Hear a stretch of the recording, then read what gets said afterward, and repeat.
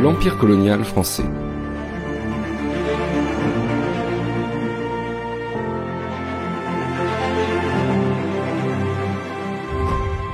Bonjour à tous. Après sa défaite contre l'Allemagne en 1871, la France va se trouver un nouvel horizon, en participant avec les autres nations européennes à la course aux colonies. L'intérêt pour la colonisation, d'abord marginal, mais il finit par s'imposer et les républicains la justifient par la mission civilisatrice de la France et dans les intérêts économiques et géopolitiques du pays. En l'espace d'une vingtaine d'années, la France va ainsi acquérir des colonies en Afrique et en Asie jusqu'à constituer un empire très vaste. Comment la Troisième République met-elle ainsi en place le deuxième empire colonial au monde ? Quelles sont d'abord les motivations pour aller coloniser ? Elles sont essentiellement économiques. La colonisation permet à la France de trouver, d'exploiter des richesses et des matières premières nécessaires à l'industrie. Des minerais, des caoutchoucs, du coton, etc. Rappelons qu'on est dans un contexte de dépression économique, c'est de 1873 à 1896, et donc les colonies fournissent un débouché économique pour placer des capitaux. D'ailleurs, de puissants groupes financiers et industriels encouragent la colonisation. Par ailleurs, les Français, à l'image des autres colonisateurs européens, sont convaincus dans leur majorité de l'inégalité des races.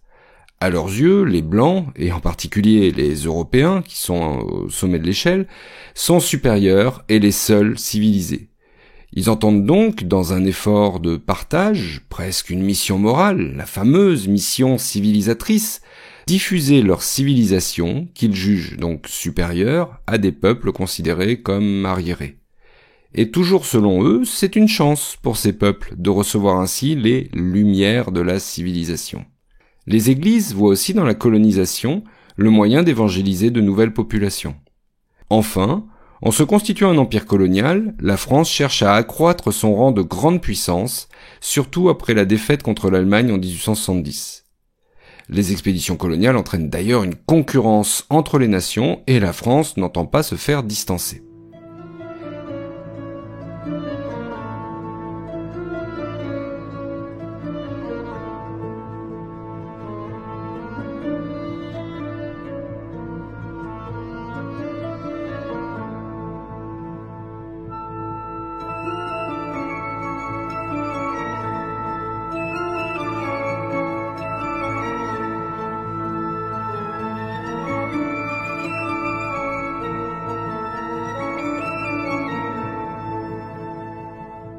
Alors, pour les premières colonisations, rappelons d'abord que le colonialisme français est ancien, et qu'il a existé un premier empire colonial, mis en place à partir du XVIIe siècle, au Canada et dans les Antilles notamment. Au XIXe siècle, la colonisation reprend, avec d'abord des voyages d'exploration visant à répondre à une curiosité géographique. Les Français s'intéressent d'abord à l'Afrique musulmane, puis à l'Afrique équatoriale autour du bassin du Congo. À l'exception de la conquête française de l'Algérie en 1830, les implantations en Afrique restent encore limitées vers 1860. La colonisation est hésitante. L'intérieur du continent, à la différence des régions littorales, reste peu connu. L'Asie intéresse aussi les Français, qui vont progresser en Indochine, avec l'occupation de la Cochinchine en 1862-1867, et ils imposent d'ailleurs des protectorats aux souverains locaux, comme au Cambodge en 1863.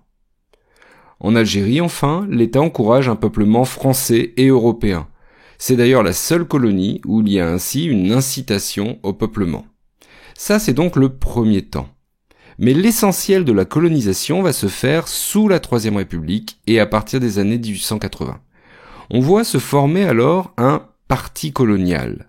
Alors c'est pas vraiment un parti politique, c'est plutôt un groupe de pression, un groupe d'intérêt de gens qui partagent l'ambition de faire de la France une grande puissance coloniale. Il est composé de géographes, de militaires, de commerçants, de missionnaires, d'hommes politiques, et il obtient de plus en plus d'influence. Jules Ferry en est l'un des plus célèbres partisans. Oui, le fameux Jules Ferry des lois scolaires. Écoutons-le en 1885 à la Chambre des députés résumer les motivations de la colonisation. Oui, ce qui manque à notre grande industrie, ce sont les débouchés. Pourquoi ? Parce qu'à côté d'elle, l'Allemagne se couvre de barrières. Parce qu'au-delà de l'océan, les États-Unis d'Amérique sont devenus protectionnistes. Parce que non seulement ces grands marchés, je ne dis pas se ferment, mais se rétrécissent, deviennent de plus en plus difficiles à atteindre par nos produits industriels. Messieurs, il y a un second point, c'est le côté humanitaire et civilisateur de la question. Il faut dire ouvertement qu'en effet, les races supérieures ont un droit vis-à-vis des races inférieures. Elles ont le devoir de civiliser les races inférieures. Rayonner sans agir, sans se mêler aux affaires du monde, en se tenant à l'écart de toutes les combinaisons européennes, en regardant comme un piège, comme une aventure, toute expansion vers l'Afrique ou vers l'Orient, vivre de cette sorte pour une grande nation, croyez-le bien, c'est abdiquer.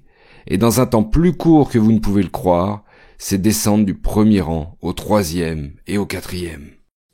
C'est nous, les descendants des cavaliers d'Afrique, les chasseurs, les spahis, les goumiers, gardiens et défenseurs d'empire magnifique, sous l'ardent soleil chevauchant sans répit leur fait pousser.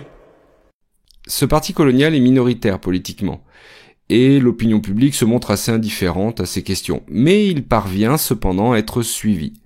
C'est ainsi qu'en Asie, la présence française va s'étendre au Tonkin, dans la Nam en 1885, et au Laos en 1895. La France, en fait, suit ce que l'on appelle la course au clocher des Européens, c'est-à-dire chaque pays souhaitant conquérir le plus de territoire possible avant les autres nations. C'est la course au premier pays qui plantera son drapeau pour indiquer sa possession du territoire. Et c'est particulièrement le cas en Afrique. D'ailleurs, à la fin du XIXe siècle, les tensions sont fortes entre les puissances européennes qui revendiquent parfois les mêmes zones à coloniser. Alors on a bien la conférence de Berlin, 1884-85, qui tente d'organiser le partage de l'Afrique centrale et de moraliser la colonisation, mais elle ne règle pas tout. Elle n'empêche pas, par exemple, la France de s'opposer au Royaume-Uni à Fashoda. Fashoda où on va frôler la guerre entre les deux pays en 1898. Alors, pour rappeler les événements, le capitaine Marchand avait reçu en 1896 le commandement de la mission Congo-Nil, qui avait pour but de relier l'Afrique d'ouest en est. En fait, ça c'est le but officiel, mais il y a un but caché de la mission qui est l'occupation de Fashoda au Soudan, le nœud de la croix africaine entre l'axe horizontal des possessions françaises en Afrique, est-ouest, et l'axe vertical nord-sud des Britanniques. Et donc il fallait être le premier des deux à arriver sur place pour pouvoir bloquer l'adversaire. Entre 1896 et 1898, on a ainsi 8 Européens et une centaine de tirailleurs qui parviennent, après un voyage absolument épique de 6000 km à pied, au fort complètement délabré de Fashoda. Alors ils vont l'occuper quelques semaines avant l'arrivée d'une armée britannique plus puissante qui lui intime l'ordre de partir d'un territoire considéré comme anglais. Alors, à ce moment-là, le gouvernement français souhaite éviter la guerre, malgré l'opinion publique qui se déchaîne contre les Anglais, au motif que les Français étaient arrivés d'abord, que ce n'est pas eux de partir, que c'est un territoire français, et donc une opinion publique qui est chauffée à blanc et qui est prête à aller au conflit. Marchand va recevoir l'ordre de se retirer de Fashoda. Et pour l'opinion publique française, c'est une humiliation. Il faut bien comprendre qu'en 1898, le gouvernement français comprend que l'ennemi n'est pas l'Angleterre, mais plutôt l'Allemagne, et que face à l'Allemagne, on a besoin d'un allié, que cet allié pourrait être le Royaume-Uni, ce qui explique cet accommodement, disons. Alors, vis-à-vis de l'Allemagne, justement, la France va s'opposer à l'Allemagne, au Maroc, le Maroc qui devient justement un protectorat français en 1912. Donc, comme on le voit, cette quête coloniale entraîne des tensions multiples. Concernant l'Empire français, deux fédérations finissent par s'établir, regroupant les nombreuses colonies françaises d'Afrique subsaharienne. On a l'AOF, Afrique occidentale française, en 1904, avec Dakar comme capitale, et l'AEF, l'Afrique équatoriale française, en 1910, avec Brazzaville comme capitale. Et avec la colonisation, se met aussi en place la société coloniale. Et c'est ce que nous découvrirons au cours du prochain épisode.